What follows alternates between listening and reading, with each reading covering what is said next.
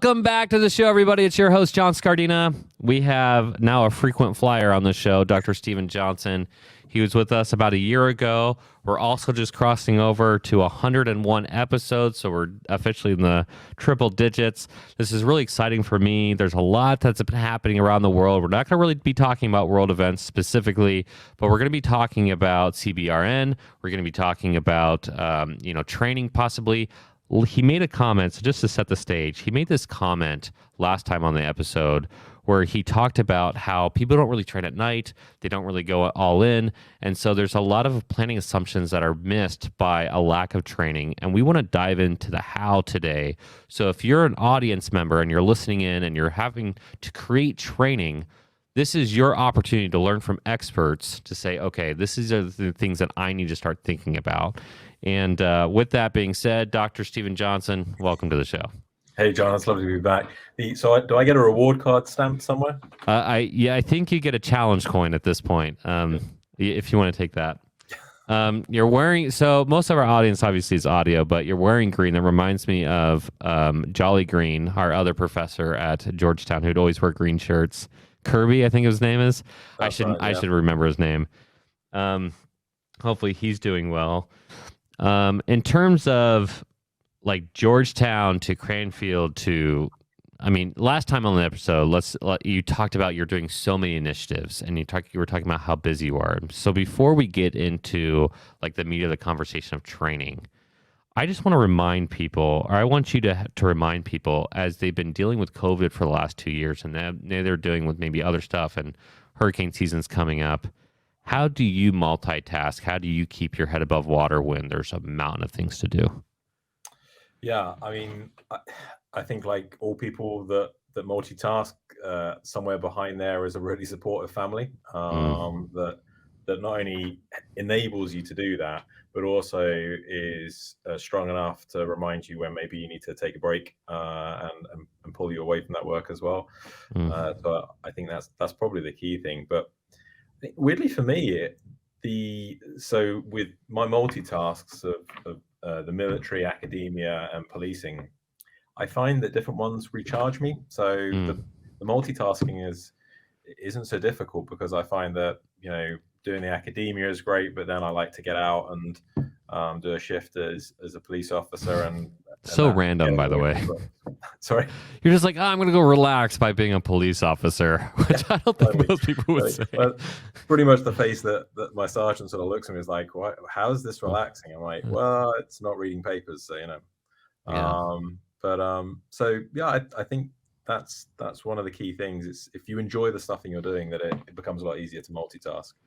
But yeah, being able to actually say maybe enough is enough is also a pretty important part of that too, I think. Excellent. I like the idea. Obviously you're so ingrained in so many different areas, and I would venture to believe that you enjoy all those areas, but even though you like that one area, you need different angles of mental stimulation, right?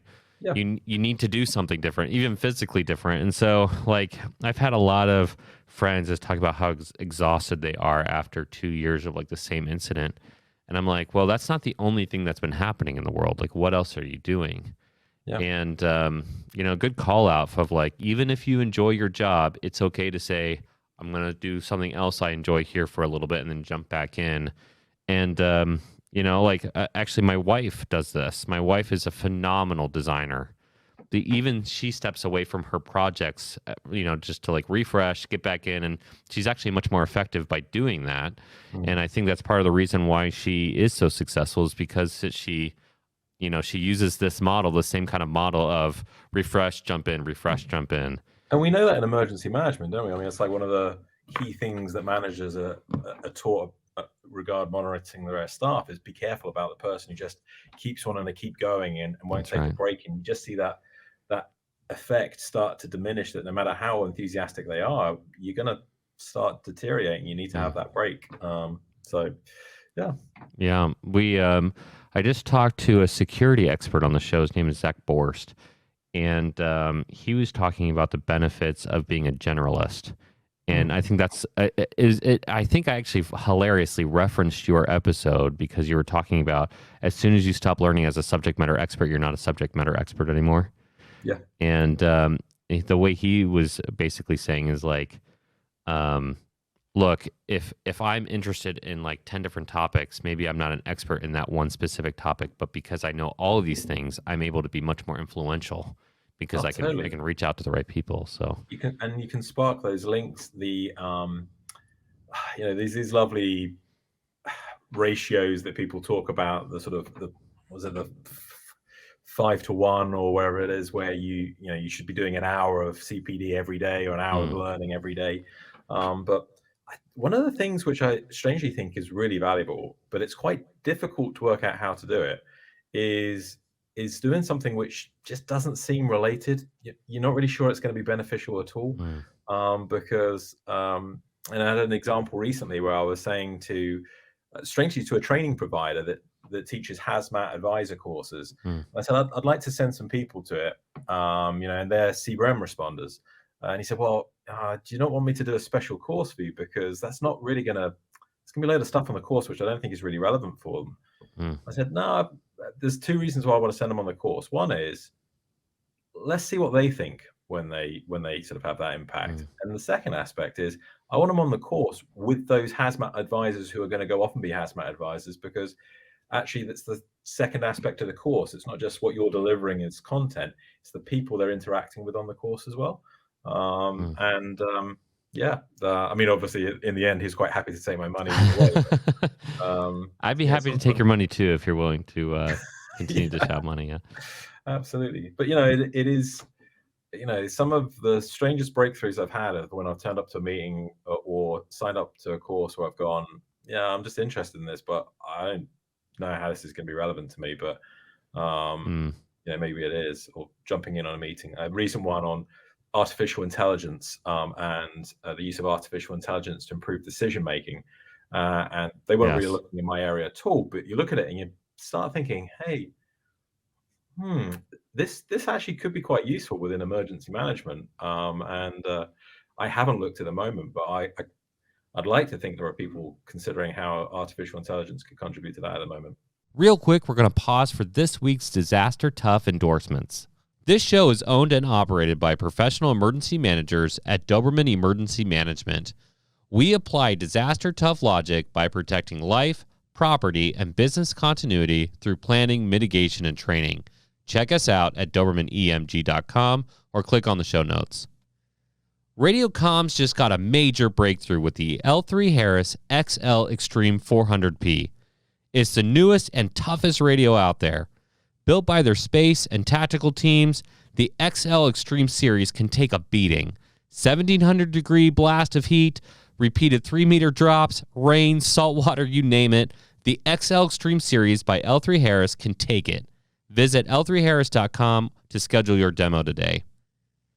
The battle to monitor and contain COVID-19 just got exponentially better for us. We are officially introducing an electronic, reusable COVID-19 test through our sponsors. It's called the COVID Plus Test, created by Tiger Tech, distributed by FS Global. This is the first FDA-authorized, rapid, non-invasive pre-screener. It's extremely easy to use. Forget those one-time use swabs. This is a disaster-tough technology. For more information on the COVID Plus test, check out our show notes. Okay, let's jump back in. Well, there's I'm going to give a big shout out to Jason Crowderville, who is the now former. He took a new position. Congratulations to him. But he was the interim director at State University of New York, and he pulled me into a working group that was using quantum physics to start to help out with better understanding of weather and decision making, and starting to look at the nuances. I think there's a lot of people who misunderstand emergency management in the fact that they think like everything we do is novice. You're like, no, this is basically project management. Like you could take this, you can learn from other fields very quickly, and it shows why what you just said is critical for the argument of diversity of opinion, a diversity of thought, and a diversity of background. And surprise, you don't have to always go out and get more and more people. You can become more diversified. You can go out into the world. I always tell people that living in Japan a couple times opened my eyes to different cultures and different ways of doing things. When I came back to the States, I found it disgusting when people walked in their house with shoes on.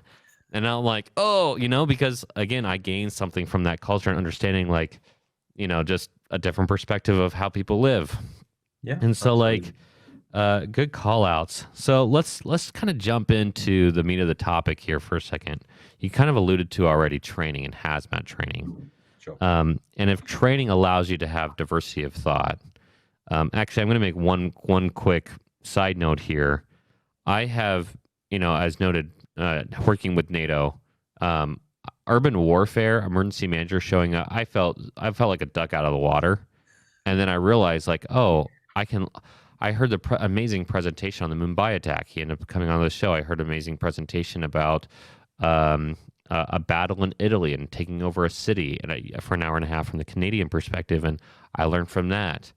And so, like, a guy who felt like a duck out of the water, all of a sudden was starting to putting some pieces together.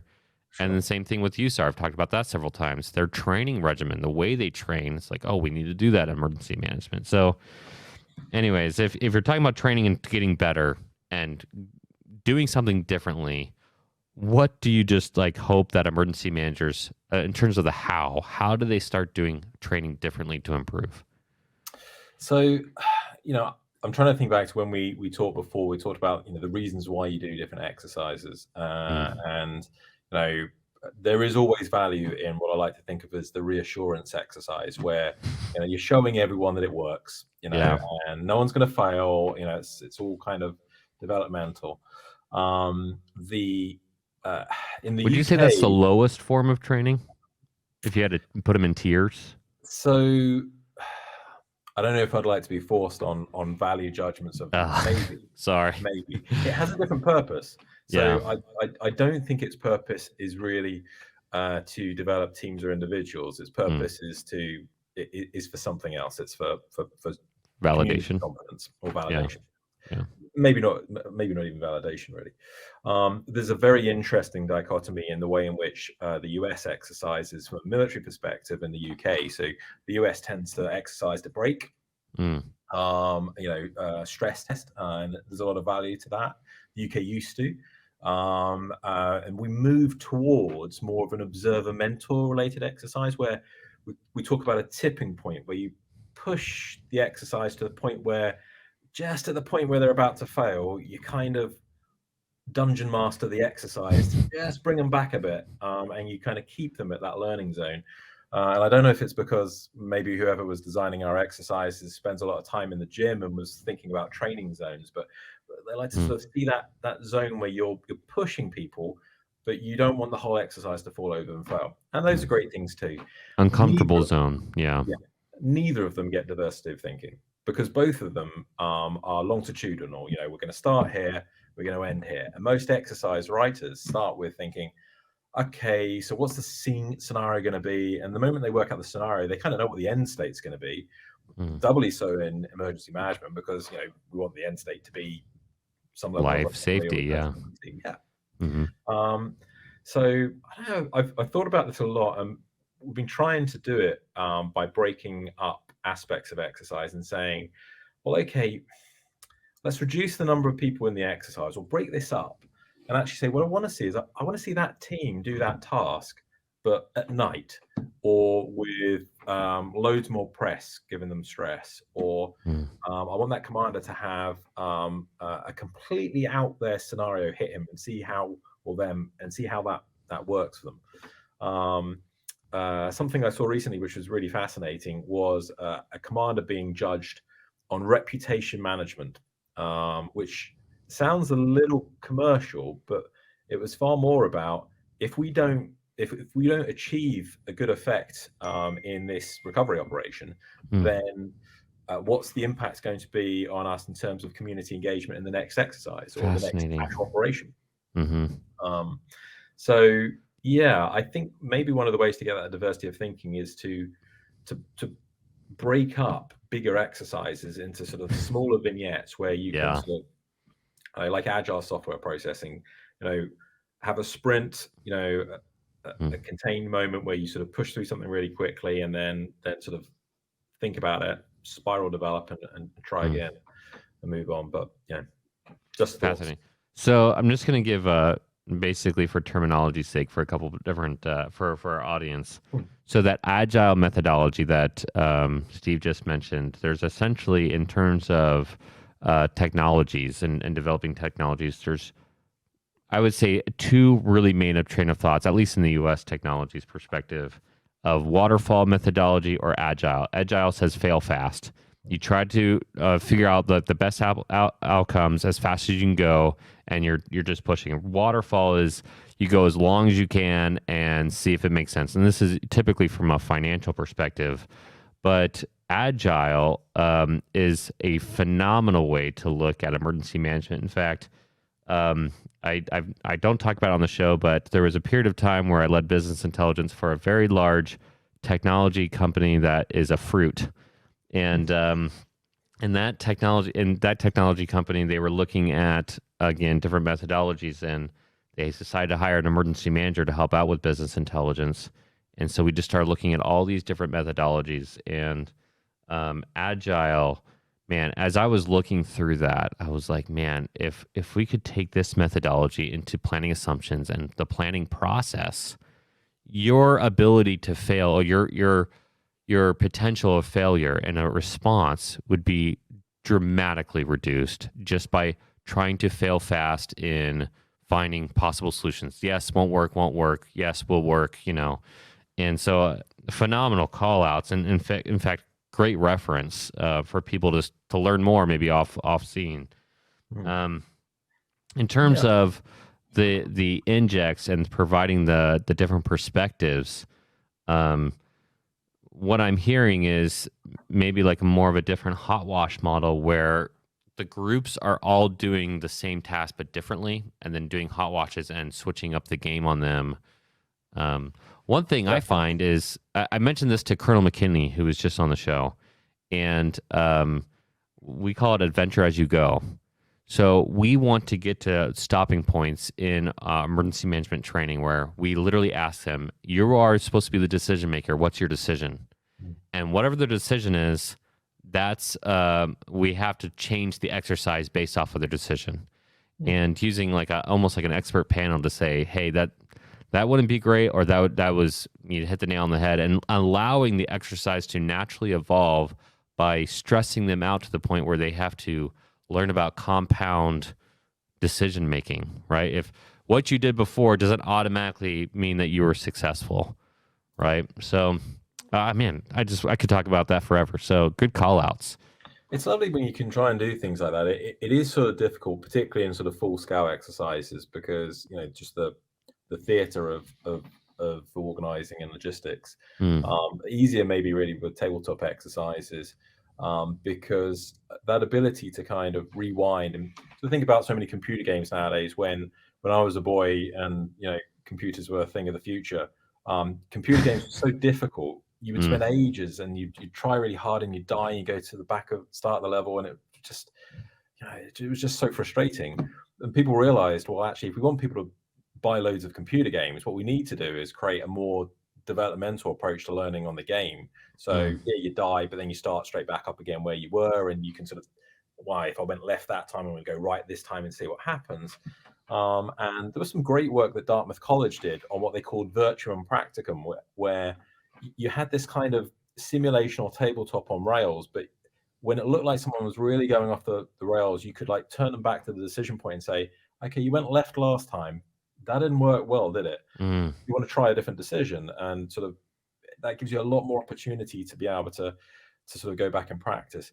Very often when we only really hot wash at the end of a long phase of an exercise, you might talk about what you would have done differently, but what you miss is that mental mind frame of, okay, right, well, now I'm doing it again. Am I really going to operate like that? It's 2020 hindsight vision.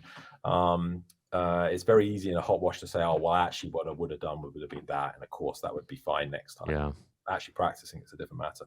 Well, you're talking about testing too. I have two little kids, and I had a conversation with my wife that when I like video games, Mhm. When I lose in a video game and I have to restart, one, duh, it is frustrating, but there's nothing lost. It Yeah. was just like, okay, just retry it out. And this is different than like everybody getting the trophy mentality. That's Mhm. very popular for our baby boomer generation to talk about. But it's it's something to think about. If your test isn't about pass or fail, but your test is to go until you pass, Mm. that would change how people maybe test anxiety, one, but two, the idea of just like memorize and hopefully you get enough right answers and move on to the next test. But what if you had to get 100%, and if you Yeah. failed you have to go back and you go back and you go back until you get 100%? The people who were learning that information, even if the course flipped on its head where essentially they took the final first, if you took your test in the very beginning and I don't know, 90% of the students got 30%, guess what? You don't have to teach. You Exactly. don't have to teach that stuff because everybody knows it. But then Yeah. you can, and then you start learning the process until everybody got 100%. And then lo and behold, people actually know the information. And unlike me, who like took calculus in high school and like now I'm like, I don't know, I do math and I don't know, that's like, don't even get close to that. So, So a man, concept you can use to describe that is a fixed outcome variable length. So you know where you want people to go. Some people will get there faster. hmm, Others will take longer. And again, logistically, it can be a bit difficult to do, both in exercises and training. But the benefit's massive because, like in anything, there'll be people in a training exercise or in a training course who are they don't need 2 weeks. They could actually pick it up much, much faster. And holding them back can be very frustrating. yeah, Um, Sometimes actually you want people to go through as a cohort because you want that infusion. But in a lot of other training scenarios, it makes much more sense to allow someone to take longer if they need longer, because mm. you want the person at the end to be at a good quality. And who cares if that takes longer if you get the right outcome, up to certain limits. Well, there's you talked about in the very beginning of this conversation about the support system. I Mm, also have a great wife who will, if I'm working late at night, she'll send me a text, come to bed, mm, and she knows that it's time. But like in terms of a cohort, I am so incredibly grateful for the cohort system that we did at Georgetown, mm. because not only have I had, the great Steven Johnson on this episode a couple times, Good but like, and flattery. seriously, and I do actually mean that sincerely, but I've Ashley Loria Golden, who Oh was yeah. Ashley Loria at the time. She's my COO of my company now. I've had Margaret Larson on the podcast. I've had Eric Helbenstell on the podcast. I'm Maggie is coming onto the show, a different Maggie, Great. and like just following up with different people and pinging them for advice, whether we're in the field or not. I felt like when I walked into Georgetown, I was pretty arrogant. One, I had taken some of the materials in my undergrad, but I was like, I've been a practitioner for a while. Ashley Loria Golden at the time, Ashley Loria was a paramedic, Mm, no EM experience, but guess what? She's caught up pretty fast. She's incredibly intelligent, and so and she's had 2 EM jobs since then, and now she works for us, and like she's had all that diversity of experience as being a paramedic and a lead paramedic to make our company so much better. And so when I lowered my arrogance a little bit and realized I could learn from other people, it was amazing how much faster I was able to learn just by seeing their different perspectives. So thank goodness for that cohort. Um, but do you know what, that I think that brings up the other aspect of two things that what you've just said have sparked off my head. One is, one of the hardest things for people to ever do is to trust someone else to do something, either for them to do it or to trust their idea. mm, And it's not always because we're bad people. It's because we don't, if it goes wrong and it's our idea, we can blame ourselves. But so nice people are bad at listening to other people as well as nasty interesting. people. It's a good point. Yeah. Because it's difficult to trust like that. The other thing is, particularly within these cohorts, the cross support you can get can be really valuable. And one of the things I'm not really sure we ever really test very well particularly in the EM training is, and there are some very good legal reasons why we don't always do this, putting people under genuine stress. I think back to my officer training, we very specifically were put under stress. And if we were very fit, they would find another way to make us stressed. Because not because they wanted to hurt us, not even really because they wanted to sift us into who was good and who was bad, but because if you don't know what your limits are, that's a real gap in your knowledge. I mean, you want to know what tools you've got in your toolbox. You don't pick up a bag of tools or an EM kit, a paramedic kit, and not check what's in there. So why would you go to an emergency without knowing what's in your own kit bag? So, how do I operate when I'm tired? Can I go all night? What happens when this happens? How do I need to modify how I'm talking with people when I'm tired? Because I know that this happens or that happens. Good point. All the way down to, am I rubbish in the dark, or can I navigate? Is my map reading terrible? If you don't know those things and you don't know yourself, how on earth can you know the team around you? And I think that goes back to that point about how do you generate challenging scenarios for people in exercises and tabletops. Probably the best way I've ever seen anyone try to put a stress on that within a sort of cohort ground was a police exercise where they would put the commander in the center of the room, and around the commander they would have a whole group of people, and he would have to make decision points about who could come in. So it'd be like, okay, who are you going to call in now? And you call people in. The other thing about it is he would be judged. So every time he made a decision or she made a decision, everyone had a red or green panel and vote on, good or bad decision. And one that was quite interesting anyway, but actually it put a load of stress on the commander because suddenly they're feeling really, everything's under scrutiny. So it's quite a nice, light touch way of applying stress to someone without sort of breaking them, because we don't want to break people. I'm assuming that was done in the UK. Yes. Yeah, that is the most. So this is totally off topic, but the Great Baking Show, I think is the name. Yes. The Bake-Off. They're so polite, and I love how your version of stress was like the card. In the U.S., it'd be like, "Boo, you suck." Throw stuff at them. Yeah, throwing stuff at them. No, we're not that rude. Hopefully, maybe they are in Texas. This is a joke. So no, it's a phenomenal way to look at stress. I don't talk about this too much on the show, but I was a missionary and I had to speak Japanese. And so we would call these mogis training or examples. And we would get two missionaries sitting across to the other two missionaries, and they would have to talk in Japanese. And it was always supposed to be like this positive thing, but what ended up happening is like the 40 other people in the room would comment on your Japanese, your accent, you used the wrong word, you used your wrong grammar point. And you're like, hey, you've been over here for like 6 months too, pal. Your Japanese sucks. But you just had to like learn to take it. And it kind of helped out. You also mentioned high stress and knowing your limit. I've told several people, and actually has mentioned this too about some of the people that we interview for jobs, is that they have no idea like what their limit is, and or like at this current point they just won't make it in this field. And Ashley has been on incidents, long-term incidents, both from emergency manager as a paramedic, that stretched her. I remember in Hurricane Harvey, the first time in my life that I knew I hit my limit. I didn't know what my limit was, but 6 weeks of no sleep, essentially dealing with. We essentially created community lifelines for the first time for FEMA.